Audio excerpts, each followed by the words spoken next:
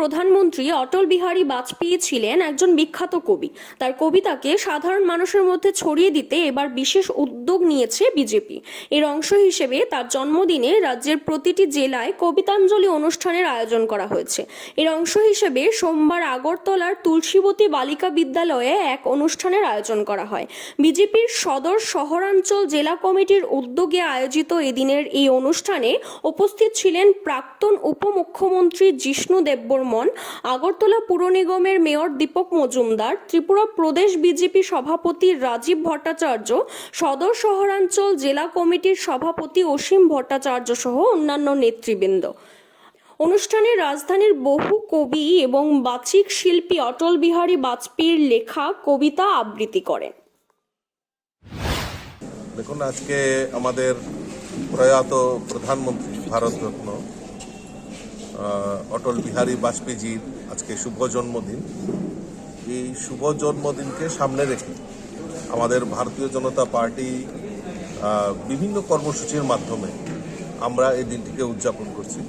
আমাদের দেশের যশস্বী প্রধানমন্ত্রী এই দিনটিকে বিশেষ করে সুশাসন দিবস হিসাবে উনি ঘোষণা করেছেন এবং এই সুশাসনে বাজপেয়ীজির আমলে ভারতবর্ষকে সমস্ত দিক থেকে একটা অন্য মাত্রায় নিয়ে গেছে।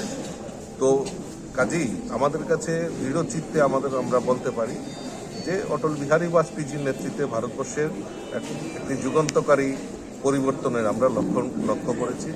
সে আমাদের কৃষিক্ষেত্রেই হোক, শিল্পের ক্ষেত্রেই হোক, সমস্ত কিছু ক্ষেত্রেই একটা যুগান্তকারী ইতিহাস রচনা করে গেছে। তো কাজেই ওনার এই পবিত্র জন্মদিনটাকে আমরা সুশাসন দিবস হিসাবে আমাদের দেশের প্রধানমন্ত্রী ঘোষণা করেছেন। তৎসঙ্গে আমাদের এই অটল বিহারী বাজপেয়ীজি একজন কবি ছিলেন, সাহিত্যিক ছিলেন। তো ওনার এই দিনে, জন্মদিনে, এই শুভ দিনে ওনার যে কবিতা, ওনার যে উপন্যাস বা যে সাহিত্য চর্চা উনি করেছেন, তো এই ওনার কবিতাগুলি এখানে সকলের মধ্যে যাতে প্রচার প্রসার হয়, সেই লক্ষ্যে আমাদের ভারতীয় জনতা পার্টি আমরাও সারা ত্রিপুরা রাজ্যের প্রত্যেকটি জেলাতে আমরা এই কাব্যাঞ্জলি অনুষ্ঠান আমরা করছি ওনাকে স্মরণ করে। তো তারই অঙ্গ হিসাবে আজকে আমরা এই সদর জেলার তরফ থেকে আমরা এই তুলসীবতী স্কুলে আমরা এই কাব্যাঞ্জলি অনুষ্ঠানের আয়োজন করেছি। কেন আমাদের রাজ্যের প্রাক্তন উপমুখ্যমন্ত্রী এবং আমাদের যিনি ত্রিপুরা রাজ্যের বর্ষিয়ান নেতা আদরণীয় জিষ্ণু দেববর্মন এখানে উপস্থিত আছেন। মাননীয় মুখ্যমন্ত্রী সরকারিভাবে আমাদের উদয়পুর রাজস্বীতে একটা এই দিনটিকে উদযাপন করার জন্য সরকারিভাবে একটা বিশাল বড় আয়োজন এবং সারা ভারতবর্ষ থেকে সেখানে নানান কবিরা এখানে এসছেন আমাদের অটল বিহারী বাজপেয়ীজিকে শ্রদ্ধাঞ্জলি জানাতে। মাননীয় মুখ্যমন্ত্রী সেই উদয়পুরে অবস্থান করছেন সেই অনুষ্ঠানটাকে সার্থক করার জন্য।